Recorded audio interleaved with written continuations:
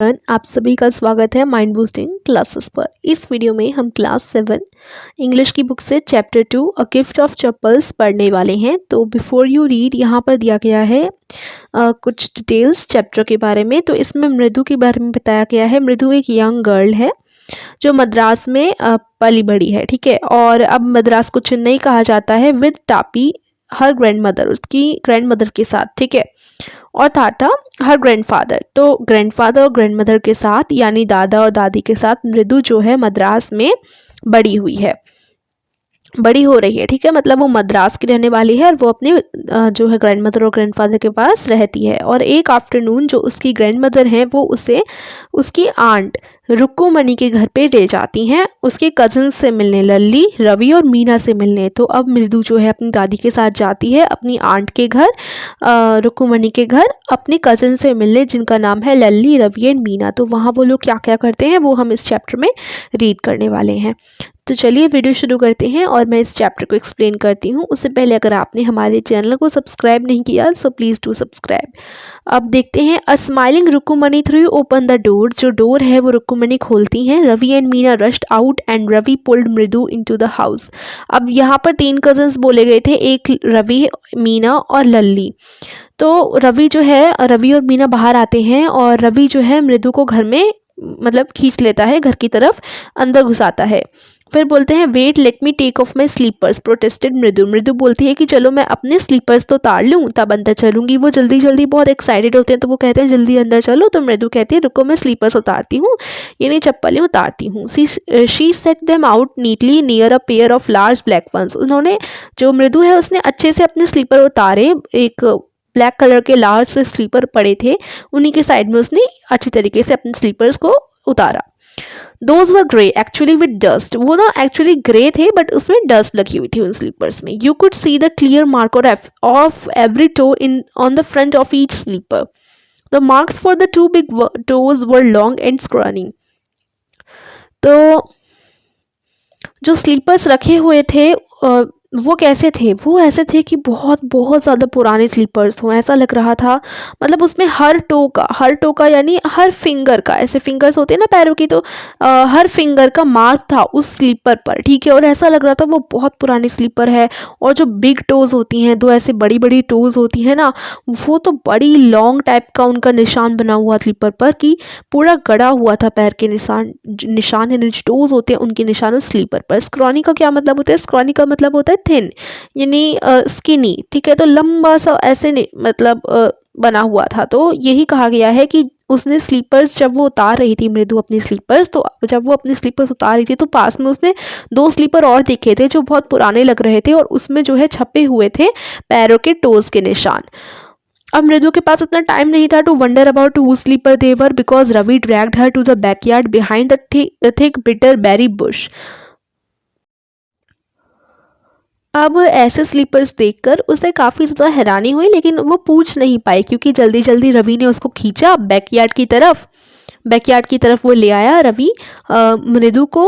वहाँ मतलब वो बैकयार्ड जो था वो एक बुश के पीछे था, यानी झाड़ियाँ सी थी, उनके पीछे बैकयार्ड था। There inside a torn football lined with sacking and filled with sand lay a very small kitten lapping up milk from a coconut half shell.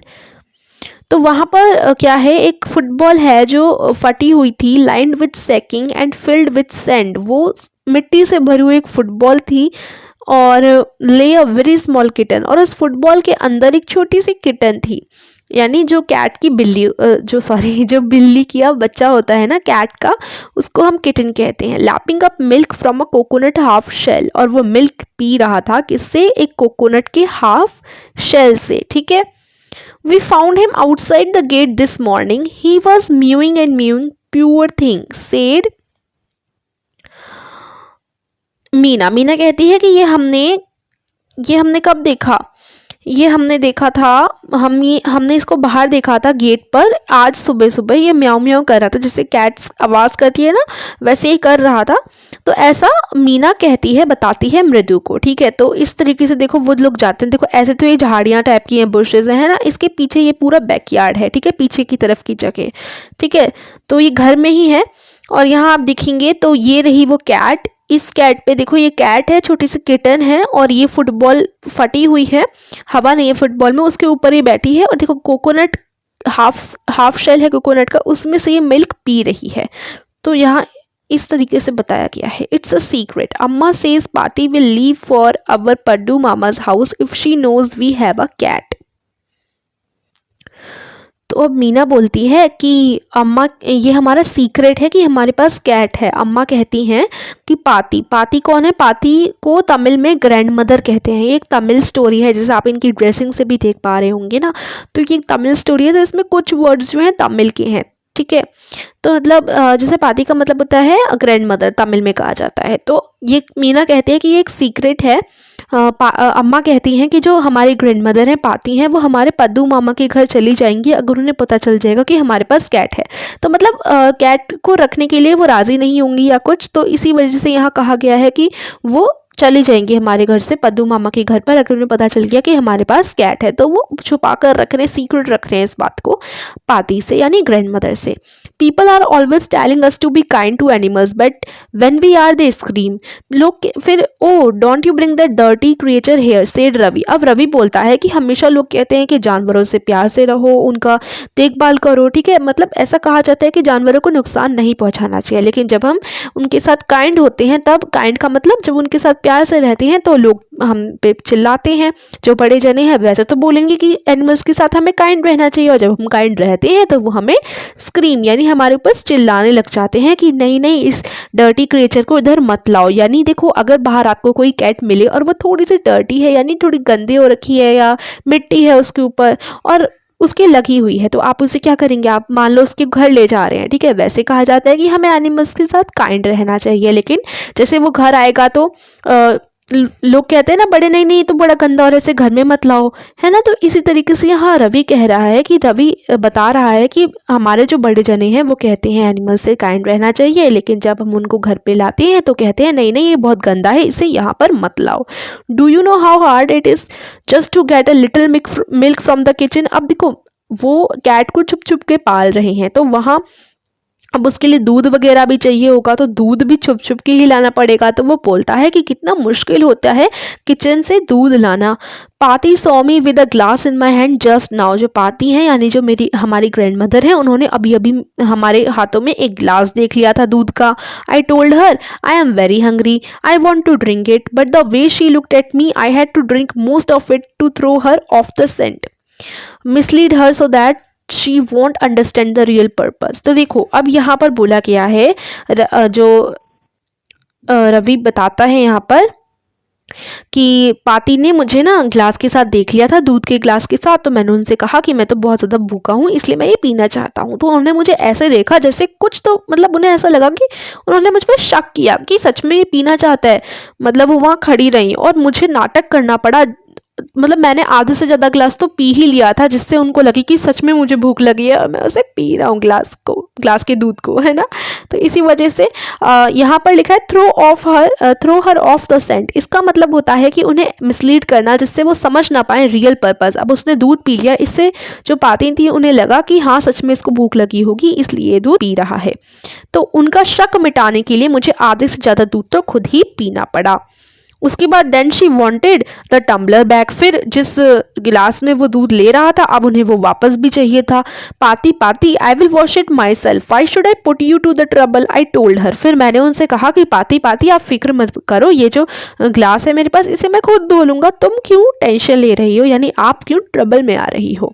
I had to run and pour the milk into this coconut shell and then run back and wash the tumbler and put it back before she got really suspicious. तो यहाँ बोला गया है कि मैं क्या करता हूँ, फिर चुपके से मैं दूध लेता हूँ, फिर उसे कोकोनट के शेल में डालता हूँ इस कैट के लिए, उसके बाद जल्दी से भाग कर जाता हूँ और वापस से ये जो ग्लास है उसको धुलता हूँ और वापस से रख देता हूँ जहाँ ये था, इससे पहले कि उन्हें और भी ज़्यादा शक हो जाए, इससे पहले कि पाती आ जाए और देख ले मुझे। तो ये काम बड़ी हमें छुप छुप के करना पड़ता है। Now we have to think of some other way to feed Mahendran.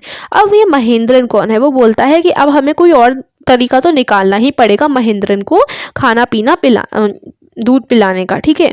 तो Mahendran, this little kitty's name is Mahendran, Mridu was impressed, it was a real name but not just a cute kitty cat name. अब जैसे cute kitty के नाम नहीं रखे जाते, किसी को किटी, किसी को मतलब बहुत क्यूट क्यूट से नाम होते हैं, लेकिन महेंद्रन एक असली नाम है। तो मृदु काफी इंप्रेस हो गई ये देखकर कि महेंद्रन एक कैट का नाम है, इतना असली। और थोड़ा आप देख पा रहे होंगे ना, मतलब ज्यादातर मोस्टली कैट्स के ऐसे नाम नहीं होते, क्यूटी, किटी ऐसे करके नाम होते हैं। तो जैसे क्यूट किटी होती है ना, वैसे नाम कुछ नहीं है कि कोई क्यूट किटी है उसका नाम आपने रख दिया, नहीं, ये तो एक असली नाम था।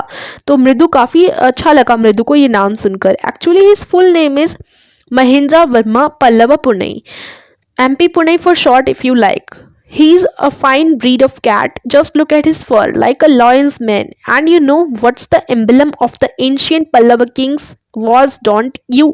He looked expectantly at Mridu. तो अब वो बताता है कि इस कैट का असल में तो पूरा नाम महेंद्र वर्मा पल्लव पुनई है, लेकिन तुम इसको शॉर्ट में MP पुनई बोल सकती हो। ये कैट की फाइन ब्रीड है और तुम उसके फर को देखो तो वो कैट का फर दिखाता है कि देखो ऐसा लग रहा है कि लॉयन का है। तो तुम्हें पता है कि एंशियंट, यानी देखो अब इस कैट का नाम पल्लव के नाम पे पड़ा है, तो वो अब पल्लव के राजा के बारे में बात करने लग जाता है, हिस्ट्री के बारे में, कि तुम्हें पता है पहले के जो पल्लव के किंग हुआ करते थे उनका एम्बलम क्या था। तो वो सोचता है कि मृदु को पता होगा। Mridu giggled, think I am joking, well just wait. Mridu हंस जाती है हल्का सा। तो फिर वो बोलता है, रवि बोलता है तुम्हें क्या लगता है मैं जोक कर रहा हूँ, रुको, I will show you some time, it's clear you don't know a thing about history. फिर वो बोलता है मैं तुम्हें कभी बताऊंगा इसके बारे में, इससे तो क्लियर हो गया है कि तुम्हें हिस्ट्री के बारे में कुछ पता ही नहीं है। Haven't been to Mahabalipuram, have you, क्या तुम कभी महाबलीपुरम गई हो? ही सेड मिस्टीरियसली, वो थोड़ा मिस्टीरियस होकर कहता है। Well when our class went to Mahabalipuram I saw a statue of his thatha's thatha's thatha's thatha's thatha's etcetera etcetera. तो अब जब मैं महाबलीपुरम गया था, रवि बताता है, जब मैं महाबलीपुरम क्लास के साथ गया था तो वहाँ मैंने ना एक स्टैचू देखा था पल्लव के किंग का। थाता का अर्थ होता है ग्रैंडफादर, ठीक है, तमिल में बोला जाता है। तो मैंने वहाँ एक स्टैचू देखा था उनका, उनके थाता के एक्सेट्रा एक्सेट्रा, ऐसे वो कुछ बताता है कि इतना पुराना मैंने देखा था। Fact is Mahendran here is descended from that very same ancient cat. Descended from का मतलब है अ डिस्केंडेंट ऑफ और comes from the same family. अब वो बताता है कि जो पल्लव किंग्स थे उन्हीं की फैमिली में से एक महेंद्रन नाम आता है, ठीक है। तो that from that very same ancient cat, एक ऐसी ही बहुत पुरानी एंशियंट कैट थी, यानी बहुत पुरानी ऐसी ही सेम कैट थी जैसे हमारी कैट है, और उसका नाम हिस्ट्री में महेंद्रन था, इसलिए मैंने उधर से ये महेंद्रन नाम लिया और इस कैट का नाम रखा। A close relative scientifically speaking of none other than the lion, the Pallava lion emblem of the Pallava dynasty. जो पल्लव डायनेस्टी है उधर मतलब वो लॉयन के बारे में बताता है कि एक क्लोज रिलेटिव कैट का, कैट और लॉयन एक तरीके से रिलेटिव होते हैं ना, क्लोज रिलेटिव लॉयन है कैट का, ठीक है। तो जो पल्लव का जो एम्बलम है वो है लॉयन, पल्लव डायनेस्टी का जो एम्बलम है वो लॉयन है, ठीक है। फिर वो बताता है एम्बलम के बारे में। Ravi went on walking around the bitter berry bush waving a twig up and down, his eyes sparkling. वो ऐसे ही बातें करता रहता है, जो झाड़ियाँ थी उनके आसपास घूम के सब बताता रहता है। वो बोलता है कि जो कैट है वो महाबलीपुरम ऋषि कैट की ही मतलब पूर्वज है, मतलब उन्हीं की सेम फैमिली से बिलोंग करती है। And if I may just remind you, they worship cats in ancient Egypt. अगर मैं तुम्हें बताऊं तो कैट्स की पूजा करी जाती है इजिप्ट के इतिहास में, मतलब पुराने इजिप्ट में कैट्स की पूजा करी जाती थी। और ये जो कैट है वो इसी फैमिली से बिलोंग करती है, जो महाबलीपुरम ऋषि कैट है ना, उन्हीं की फैमिली से बिलोंग करती है। तो एक बड़ी खास कैट है, इसलिए इसका नाम हमने क्या रखा है, महेंद्रन रखा है। How he love the sound of his own voice and मृदु एक्सचेंज लुक, मतलब वो बड़े गर्व से बता रहा था, उससे लग रहा था कि वो मतलब बड़े गर्व के साथ ऐसे हिल हिल कर उसकी आंखों में चमक आ रही थी, वो अच्छे तरीके से बता रहा था। तो मृदु और मीना एक तरीके मतलब एक दूसरे की तरफ देखते हैं सुनते सुनते। What does that have to do with anything, Mridu demanded. Mridu कहती है लेकिन तुमने ये जो सब बताया उसका किसी चीज से क्या लेना देना। हाँ, I am telling you this cat is descended from the Egyptian cat god, no goddess Bastet, yeah that's it. वो बोलता है कि अरे मैं तो तुम्हें यही तो बता रहा हूँ कि ये तो कैट है वो इजिप्टियन कैट की ही फैमिली से बिलोंग करती है, उनकी पूर्वज, इस तरीके से वो बताने लगता है। सो फिर वो बोलती है तो क्या, well one of the descendants of that cat goddess was a stowaway in one of the Pallav ships, and his descendant was the Mahabalipuram Rishi cat, whose descendant is Ravi flourished his twig at Mahendran. MP Punai here. Whoop! He shrieked, very pleased with himself. तो अब वो बताता है कि well one of the descents of that cat goddess, एक जो cat goddess है जिसकी पूजा की जाती थी इजिप्ट में, इजिप्ट कैट गॉड जो थी, उसका जो एक पूर्वज था वो जो है एक पल्लव शिप, पल्लव डायनेस्टी, पल्लव के जो राजा थे उनकी शिप में स्टोअवे का मतलब होता है शिप में कहीं छुपकर जाना, खुद को छुपाते हुए जाना, जिससे जो शिप वाले हैं या जो चला रहे हैं उस शिप को, मतलब उन्हें पता ना चले कि यहाँ पर वो ट्रैवल कर रहा है, यानी इस तरीके से छुप कर जाना कि किसी और को पता ना चले कि आप ट्रैवल कर रहे हो उस शिप में या एयरक्राफ्ट में। ठीक है, तो वो बताता है कि जो कैट गॉडेस है उन्हीं के जो वंशज में, उन्हीं के फैमिली में से एक कैट थी जिनने पल्लव शिप्स में स्टोवे किया था, मतलब पल्लव शिप्स में वो गई थी, ट्रैवल किया था, एंड उसकी जो डिसेंडेंट है यानी उसके जो वंशज में कोई एक और कैट है, उसका नाम महाबलीपुरम ऋषि कैट है, और महाबलीपुरम ऋषि कैट की ही फिर फैमिली से जो आगे नंबर आता है वो किसका आता है, एमपी पुनई का। और ये बताते बताते वो झाड़ी को हिलाता है और कहता है महेंद्रन का नंबर आता है, यानी एमपी पुनई का जो मेरे पास है। वो बहुत ज़्यादा मतलब बहुत प्राउड फील करता है कि किसी गॉडेस कैट का एक मेरे मतलब वंशज, ये जो डिसेंडेंट है ना इनका मतलब है वंशज। तो जो गॉडेस कैट की फैमिली थी उसी में से एक, जो उसी फैमिली में से बिलोंग करता है महेंद्रन, यानी जो कैट उसके पास है। तो वो काफ़ी ज़्यादा प्राउड फील करता है इस बात पर। महेंद्रन लुक्ड अप अलार्म्ड, और जैसे ही वो एमपी पुनई यानी महेंद्रन का नाम लेता है कि ये देखो उसी फैमिली से बिलोंग करता है, उसी मतलब जो महाबलीपुरम ऋषि कैट है उनका डिसेंडेंट है महेंद्रन है, जैसे रवि ऐसा बोलता है तो महेंद्रन ऊपर की तरफ देखता है क्योंकि उसका नाम लिया गया। He had just been sharpening his claws on the edge of the coconut shell. अभी जो कैट थी वो अपने क्लोज को, अपने पंजों को शार्प कर रही थी कोकोनट शेल के एज पर। But worse than Ravi's awful whoop eek was a screech from the window. What a weird sound. मतलब ये बताते बताते रवि ने वूप ईक इस तरीके से किया था, लेकिन इससे भी बुरी साउंड थी क्रीच की, जो कि विंडो से आई। काफी वियर्ड साउंड थी। If Mridu was startled, Ambi Punai was frightened out of his wits. Here, standing on end, he bounced up and scurried towards a bamboo tray of red chilies that had been set out to dry. और देखिए यहाँ side में ना आपको meanings भी बता रखे हैं वर्ड्स के, जिन वर्ड्स के आपको मीनिंग थोड़े डिफिकल्ट हैं, जो आपके बुक में नई बार आए हैं, मतलब पहली बार आए हैं, उनके मतलब यहाँ बता रखे हैं, जैसे वियर्ड, स्ट्रेंज और अनयूजुअल। स्ट्रेंज यानी थोड़ा अलग, वियर्ड टाइप का, अजीब है ना, तो वियर्ड यानी अजीब, स्ट्रेंज। ठीक है, तो अजीब सी साउंड आई क्रीच करके विंडो में से। ठीक है, कितनी अजीब सी साउंड थी। मृदु ने जैसे ही उसको एमपी पुनई को डराने की कोशिश करी, मतलब एमपी पुनई ना डर गया। ठीक है, और फिर क्या हुआ, उसके एमपी पुनई यानी जो कैट थी, फिर उसके हेयर जो थे वो खड़े हो गए और वो कूदी, वो कैट कूदी। कहाँ कूदी, रेड चिलीज के ट्रे के ऊपर। वहाँ चिलीज रखी हुई थी, मिर्ची रखी हुई थी ड्राई करने के लिए, वहाँ उसके ऊपर वो कूद गई अपने आप को छुपाने के लिए उसके पीछे। और कुछ चिलीज तो उसने अपने ऊपर भी गिरा ली। मियाऊ, उसने ऐसा बोला मिसरेबली। ठीक है, तो वो डर के मारे उधर चली गई थी। लेकिन जो क्रीचिंग साउंड थी विंडो से जो क्रीचिंग की साउंड आ रही थी क्रीच करके, वो आते ही गई। तो मृदु ने पूछा कि ये कैसी नॉइस है। That's Lalli learning to play violin, grunted Ravi ने बताया कि ये लल्ली है। ये जो मतलब तीन कज़न थे ना, पहले तो हमारी मीना थी, सेकंड नंबर पे रवि की बात करी गई थी, वो अपने घर में गई थी। तो तीसरी जो कज़न थी वो लल्ली थी। अब यहाँ से लल्ली की बात शुरू हुई है कि फिर रवि बताता है कि ये लल्ली है जो वायलिन सीखने की मतलब वायलिन सीख रही है। She will never learn a thing, the music master just goes on playing like a train whizzing on and while Lally is all the time derailing, going completely off track. तो वो बोलता है कि जो लल्ली है वो कोई भी चीज़ नहीं सीखेगी। जो म्यूज़िक मास्टर हैं, यानी जो उसे म्यूज़िक सिखाते हैं, वायलिन सिखाते हैं, वो बस बजाते ही जाते हैं जैसे एक ट्रेन चल रही हो। ठीक है, लेकिन लल्ली जो है बार बार ट्रेन की पटरी से उतर जाती है। ठीक है, कम्प्लीटली ऑफ ट्रैक, यानी एकदम बिल्कुल भी ध्यान नहीं देती उस तरफ। ठीक है, उसके बाद आगे है, मृदु crept up to the window. Lally was sitting on a little distance away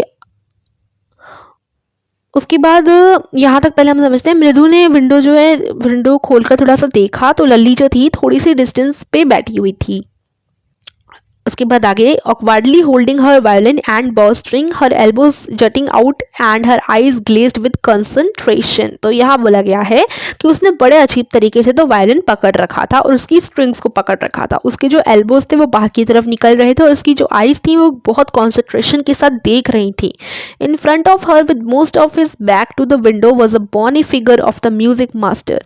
और उसके ही सामने मतलब लगभग विंडो के बैक पर ही एक बॉनी फिगर था, यानी पतला सा फिगर था उसके म्यूजिक मास्टर का, जो उसे म्यूजिक सिखा रहे थे। वो काफ़ी पतले टाइप की थी। He had a mostly bald head with a fringe of oiled black hair falling around his ears and an old fashion tuft. तो मतलब ओल्ड फैशन टाइप के उनके हेयर्स थे, मतलब ज़्यादातर तो उनके हेयर थे नहीं, वो बाल थे, यानी टकले थे, लेकिन थोड़े थोड़े उनके बाल थे। जैसे ओल्ड फैशन में साइड साइड ईयर्स के आसपास बाल नहीं होते ब्लैक कलर के एकदम तेल वेल लगाकर, वैसे उनके बाल थे ओल्ड फैशन की तरह। ठीक है। A gold chain gleamed out around his leathery neck and a diamond ring glittered on his hand as it glided up and down the stem of the violin. तो वायलिन का जब वो violin की strings को ऊपर नीचे करते हैं तो उनके हाथों में रिंग्स दिखाई देती हैं कि उन्होंने डायमंड की रिंग पहन रखी है और गोल्ड की चेन डाल रखी थी उन्होंने अपनी गले में।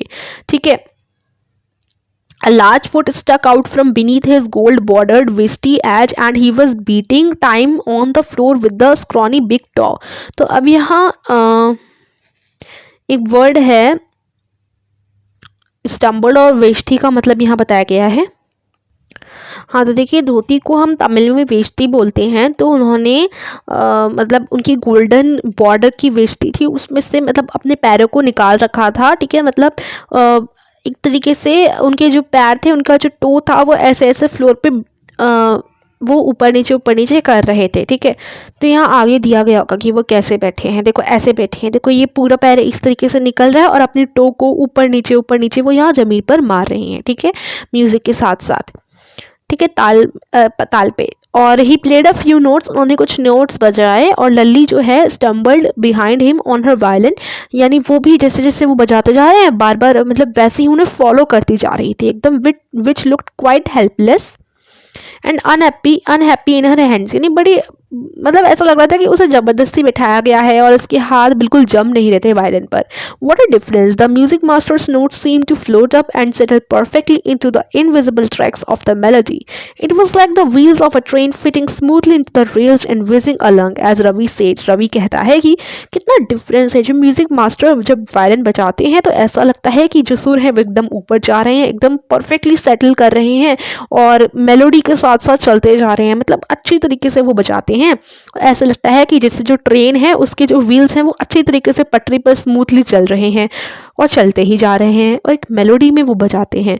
मृदु stared at that huge beringed hand moving effortlessly up the violin stem making lovely music. फिर मृदु जो है देखती है, बेरिंग का मतलब होता है the music master is wearing a ring, यानी रिंग उसने पहन रखी थी, जो म्यूजिक मास्टर थे उन्होंने रिंग पहन रखी थी। उनका रिंग वाला हाथ कैसे ऊपर नीचे वायलिन पर जा रहा है, वायलिन की स्टेम को वो एफर्टलेसली ऊपर नीचे कर रहे हैं, जिससे बहुत प्यारी धुन निकल कर आ रही है और बहुत अच्छा वो वायलिन बजा रहे हैं। जैसे देखो ये जो इन्होंने पकड़ रखा है इसको एफर्टलेसली वो बजा रहे हैं और बहुत अच्छा बजा रहे हैं, जबकि मृदु जो है उसके वो तो ढंग से बजा ही नहीं पा रही है। Squawk, there was Lalli railing again. अब एक और अजीब सी आवाज़ आई, लल्ली बहुत बेसुरा बजा रही है इसलिए बड़ी अजीब सी आवाज़ें आ रही हैं, उसकी जो वायलिन है उसको वो ढंग से बजा ही नहीं पा रही है और बार बार जैसे वो सीखने की कोशिश ही नहीं कर रही है, बिल्कुल भी ध्यान दे ही नहीं रही है। Amma come a wail from the gate, Amma oh. Ravi send that beggar away, तो एक बाहर से आवाज़ आती है अम्मा अम्मा करके, तो रवि जो है उस भिखारी को वापस भेज देता है। Cried his mother from the back veranda where she was chatting. अच्छा, मतलब रवि वापस नहीं भेजता, यहाँ लिखा है, एक बार मैं रीड करती हूँ फिर आपको मीनिंग समझाऊंगी। Ravi send that beggar away cried his mother from the back veranda where she was chatting. With Tapi. तो जब वो उसकी रवि की जो मम्मी है वो उनके पीछे से आवाज़ आती है कि जो भिखारी आया है उसको वापस से भेज दो। वो पीछे बरामदा से आवाज़ देती हैं जहाँ वो तापी के साथ बात कर रही थी, ठीक है। He has been coming here every day for the past week and it's time he found another house to beg from, Paati explained to Tapi. तो जो पाती हैं वो तापी को बताती हैं कि अब लगभग 1 हफ्ता हो गया है, पिछले 1 हफ्ते से वो यहाँ पर हर रोज़ आता है हमारे घर में। अब समय आ गया है कि वो कोई और घर ढूंढ ले जहाँ से वो भीख मांगा करे, ठीक है। Mridu and Meena followed Ravi out. तो रवि जैसे उसको जाने के लिए कहता है तो मृदु और मीना भी रवि के पीछे पीछे चली आती हैं। The beggar was already in the garden making himself quite at home. He had spread his upper cloth under the Neem tree and was leaning against it's trunk apparently prepared to take a little snooze while he waited for the arms to appear। तो मतलब जो bagger था, भिखारी था, वो already garden में था और ये बोला गया है कि मतलब उसने कपड़ा बिछाया था पेड़ के नीचे, नीम के पेड़ के नीचे, और वहीं पर वो बैठ गया था, ठीक है। और फिर वो सोच रहा था कि हल्की सी वो नींद ले ले, स्नूज का मतलब शॉर्ट स्लीप, ठीक है। तो जैसे वो ऐसा कर रहा होता है तो वो रवि कहता है गो अवे, यानी यहाँ से चले जाओ। मैं पाती से it's time you found another house to beg from. मेरी पाती कहती है कि अब ये टाइम आ गया है कि तुम दूसरा घर ढूंढ लो भीख मांगने के लिए। The beggar opened his eyes very wide and gazed at each of the children one by one. Beggar ने, भिखारी ने अपनी आंखें काफी चौड़ी कर ली और हर बच्चे की तरफ एक एक करके देखा। The ladies of this house, he said at last in a voice choked with feeling, are very kind souls. I have kept my body and soul together on their generosity for a whole week. Kept my body and soul together का मतलब है managed to stay alive. I cannot believe that they would turn me away. He raised his voice. अब बेगर जो था वो कहता है कि इस घर की जो लेडीज हैं वो कितनी ज़्यादा अच्छी हैं, कितनी ज़्यादा अच्छी काइंड हैं, ठीक है। मैंने जो है मैं 1 हफ्ते तक ज़िंदा रहा, क्यों? उनकी वजह से। उन्होंने मुझे हर हफ्ते खाना दिया है ना, इसी वजह से। लेकिन मुझे ये विश्वास नहीं था कि एक दिन वो ऐसे मुझे मना कर देंगी और कह देगी कि यहाँ से चले जाओ। Amma Amma oh said his wail might be but it certainly wasn't feeble. It began in a deep strong rumble somewhere in his withered belly and came booming out of his mouth with its few remaining teeth stained brown and brittle chewing। ऐसा लग रहा था कि मतलब वो बहुत ज़्यादा दुखी है। यहाँ से हमने पढ़ा था कि said his will might be, है ना, और but it certainly wasn't feeble, लेकिन वो मतलब कमज़ोर नहीं था। वो कब शुरू हुआ उसका कमज़ोर होना? जब उसकी जो पतली सी बेली थी, यानी उसके पेट में गुड़गुड़ होने लगी और फिर धीरे धीरे वो मतलब उसे खाना नहीं मिलता था, इसी वजह से वो ऐसा कमज़ोर टाइप का हो गया था। उसके दांत भी जो है पान खा खा कर ब्राउन कलर के हो गए थे। Ravi tell him there's nothing left in the kitchen called Rukumani. फिर वो रुकुमणि को बुलाता है और कहता है कि किचन में तो कुछ भी नहीं है, मतलब रवि कहते हैं कि किचन में कुछ बचा नहीं है। And he is not to come again, tell him that. She sounded fed up. अच्छा, तो यहाँ पर रुकुमणि एक्चुअली कहती हैं रवि से कि रवि कह दो भिखारी को कि वहाँ जो बेकर को कह दो कि किचन में कुछ भी नहीं बचा है और वो वापस इधर ना आए। वो किस तरीके से बोलती हैं ये सब, जैसे वो बहुत ज़्यादा थकी हुई हों और अनहैप्पी हो, ठीक है।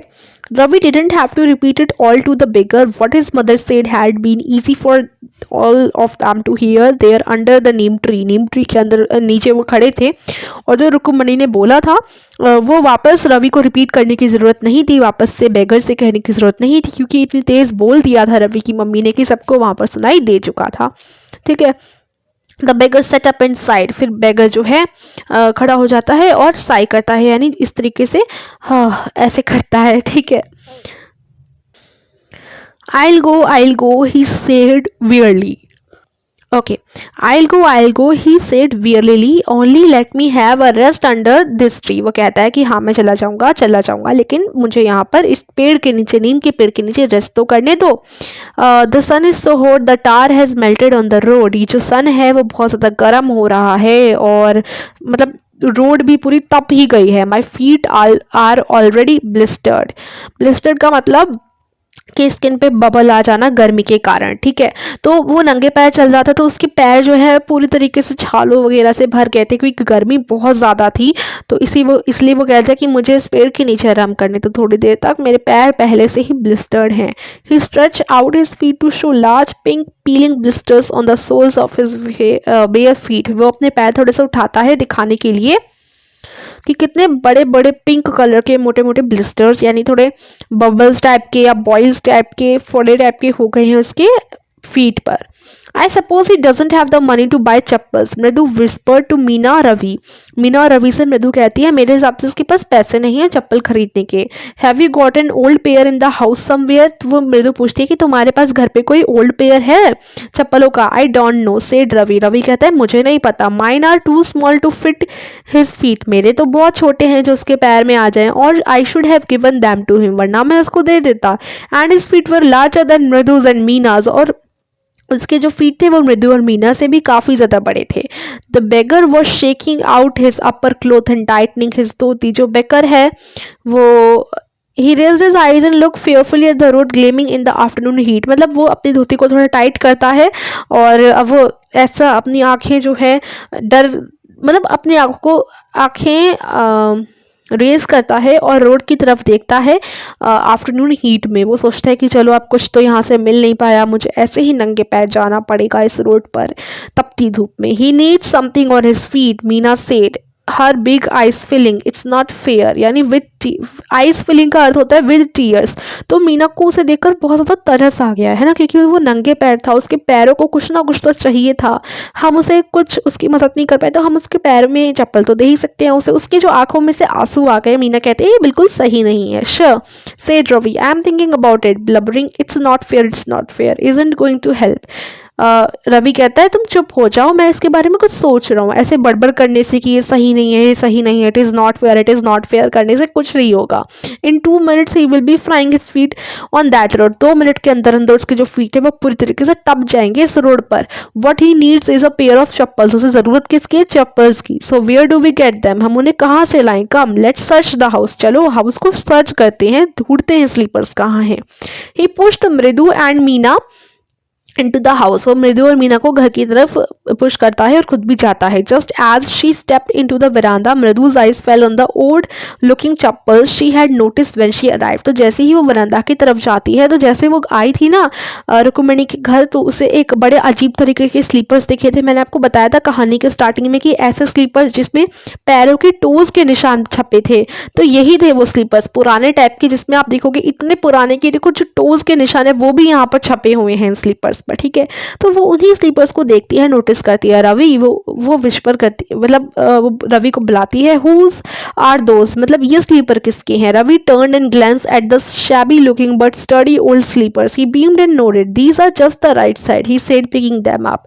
रवि देखता है उन ओल्ड टाइप के स्लीपर्स को और कहता है कि हाँ ये एकदम राइट साइड है, मतलब राइट साइज है, ये उस बेगर के पैरों पे इजिली आ जाएगा। Mridu and Meena followed him nervously back to the garden, Meenu और मीना उसको फॉलो करते हैं रवि को, ठीक है। और रवि ने वो स्लीपर्स उठा लिए थे। Here said the Ravi to the beggar dropping the slippers in front of the old man, उस बूढ़े से आदमी के सामने, यानी जो बेगर था उसके सामने रवि कहता है ये लो, wear these and don't come back, इन स्लीपर्स को पहन लो और वापस मत आना। The beggar stared at the slippers, hurriedly flung his towel over his shoulder, pushed his feet into them and left, muttering a blessing to the children. Children को blessing देता हुआ वो स्लीपर पहन के वहां से चला गया। In a minute he had vanished around the corner of the street, 1 minute के अंदर अंदर वो आसपास नहीं दिखा और किसी स्ट्रीट के अंदर घुस गया, गली वगैरह में चला गया और वो नहीं दिखा, गायब हो गया। The music master came out of the house and took an unappreciative look at the 3 of them sitting quietly under the tree playing marbles. फिर वो पेड़ के नीचे बैठकर मार्बल्स खेलने लगे। इतने में जो म्यूजिक मास्टर थे वो आते हैं घर से और एक अनएप्रिशिएटिव लुक देते हैं, यानी डिसअप्रूविंग लुक देते हैं उन तीनों बच्चों को। Then he search for his chappals in the veranda, फिर वो अपने चप्पल को ढूंढते हैं वेरांडा में, क्योंकि उन्हें अपने चप्पल नहीं दिख रहे थे। वो सोचते हैं कि मैंने कहाँ रख दी अपने चप्पल। फिर वो लल्ली को बुलाते हैं। After a few moments she hurried up to him, have you seen my chappals my dear, बेटा क्या तुमने मेरी स्लीपर्स देखे, इस तरीके से वो पूछते हैं। I remember having kept them here, मुझे याद है मैंने उन्हें इधर ही रखा था। Ravi, Mridu and Meena silently watched Lalli and the music master search every corner of the veranda. Ravi, Mridu और मीना साइलेंटली देख रहे थे कि लल्ली और उसका जो म्यूजिक मास्टर थे वो हर कॉर्नर में ढूंढ रहे थे वेरांडा में कुछ चीज। He scurried around looking over the railing and crouching near the flower pots to look between them, flower pots के बीच में हर जगह वो ढूंढ रहे थे। ब्रांड न्यू देवर, वो कहते हैं कि वो तो एकदम ब्रांड न्यू थे। I went all the way to Mount Road to buy them, मैंने माउंट रोड के चक्कर लगाए थे उसे खरीदने के लिए, उन स्लीपर्स को खरीदने के लिए। वो ऐसा कहते ही जाते हैं। होल मंथ्स फीस, यानी पूरे एक महीने की फीस लगी थी उन्हें खरीदने के लिए, तुम्हें पता भी है। Soon Lalli went in to tell her mother, तो अब लल्ली अंदर जाती है अपनी मम्मी को बताने रुकुमणि को। रुकुमणि काफ़ी हैरस्ड होकर बाहर आती है विद पाती फॉलोइंग, और पाती भी उनके पीछे पीछे चली आती हैं। Where could they be, it's really quite upsetting to think someone might have stolen them, so many vendors come to the door worried Paati. Paati बोलती हैं कि वो कहाँ हो सकते हैं इनके चप्पल, ये बड़ा दुख नहीं होगा सोचना कि किसी ने उनको चुरा लिया, क्योंकि काफ़ी सारे जो वेंडर्स हैं, ठेली वाले हैं, वो आते रहते हैं डोर पर, तो हो सकता है किसी ने चुरा लिया हो। रुकुमणि caught sight of Ravi, Mridu and Meena sitting under the tree. Have you children? She began, and then seeing they were curiously quiet, went on more slowly. Seen anyone lurking around the veranda? A sharp V-shaped line had formed between her eyebrows. तो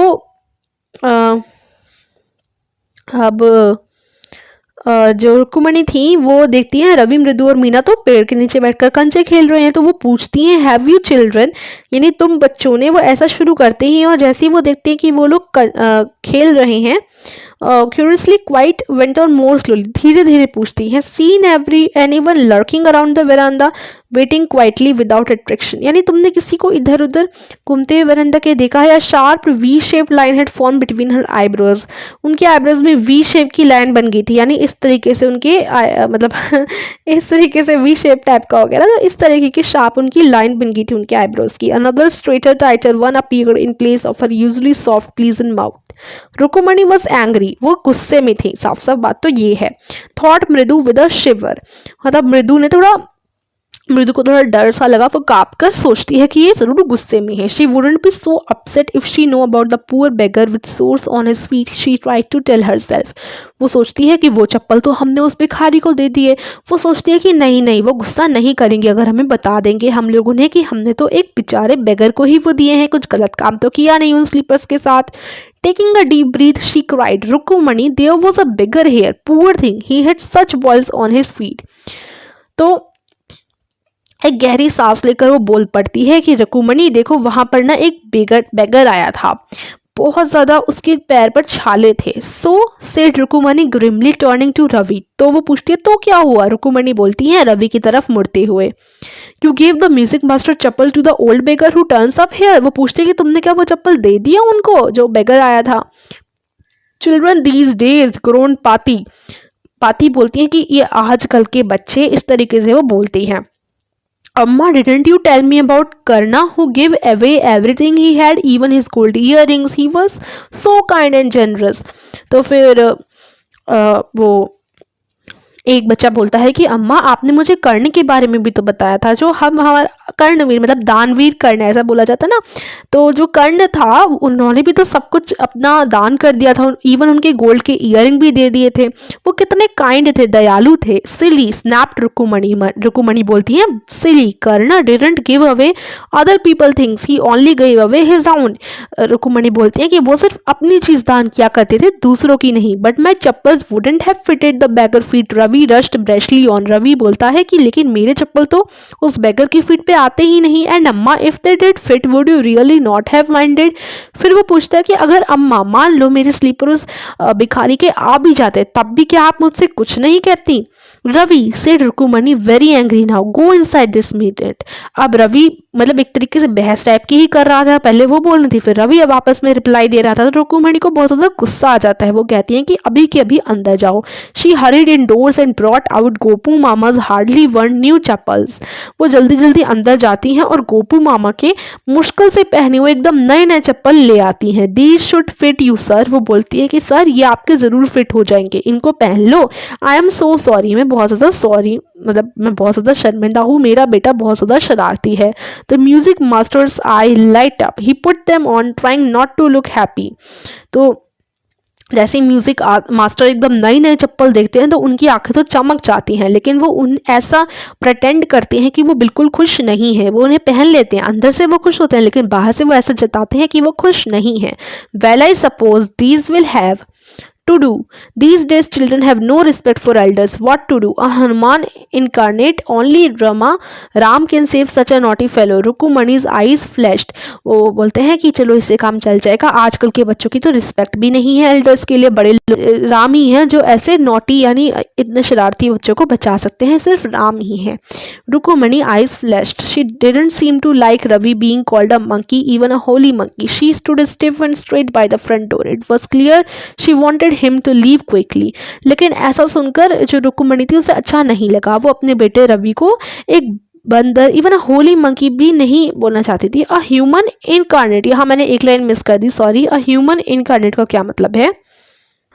sorry, मतलब मेरा मतलब Hanuman incarnate का क्या मतलब है कि फिर वो बोलते हैं, मतलब यहाँ से मैं दोबारा बताती हूँ, जो थे कि जैसे उन्होंने चप्पल दी है, रुकुमणि ने नए नए चप्पल दे दिए मास्टर को, म्यूजिक मास्टर को। उन्होंने बोला इससे काम चल जाएगा, लेकिन जो आजकल के बच्चे हैं ना, उनके लिए बड़ों के प्रति उनके मन में कोई रिस्पेक्ट रही ही नहीं है। हनुमान की मतलब, फिर वो रवि को बोलते हैं एकदम हनुमान का इनकार्नेट, यानी जैसे इनकार्नेट का क्या मतलब होता है? कोई डाइटी, मतलब जैसे कोई भगवान जिन्होंने रूप लिया हो, अवतार लिया हो एक इंसान के फॉर्म में, तो वो एक तरीके से उसको बोलते हैं मतलब ऐसे बोलते हैं हनुमान इनकार्नेट, सिर्फ राम ही ऐसे नॉटी फेलो को बचा सकते हैं। तो रुकुमणि जो है, हनुमान जी कौन थे? मंकी थे, है ना। तो वो जैसे एक तरीके से जो म्यूजिक मास्टर थे उन्होंने रवि को मंकी कह दिया, ठीक है। तो रुकुमणि को ये चीज़ अच्छी नहीं लगी, भले ही इवन अ होली मंकी मतलब से हनुमान जी को पूजा जाता है, हनुमान जी हमारे भगवान हैं, होली मंकी हम एक तरीके से कह सकते हैं। तो लेकिन फिर भी कहीं ना कहीं मंकी तो था उसमें, हनुमान जी मंकी थे, इसी वजह से उन्हें थोड़ा अच्छा नहीं लगा। वो एकदम सीधी खड़ी रही फ्रंट डोर पर, ऐसा लग रहा था कि वो चाहती हैं कि ये म्यूजिक मास्टर जल्दी से निकल जाए।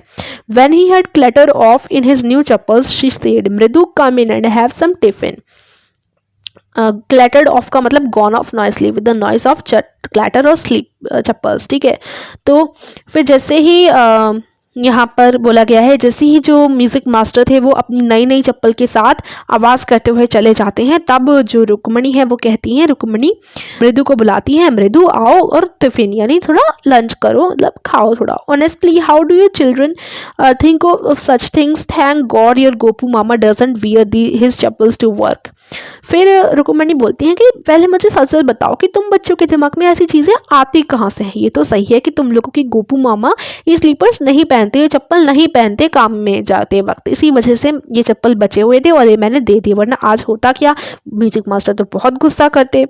As she walk towards the kitchen with Mridu and Meena she suddenly begin to laugh, but he is always in such a hurry to throw off his shoes and socks and get into his slippers as soon as he comes home. What's your mama going to say this evening when I tell him I gave his chappals to the music master?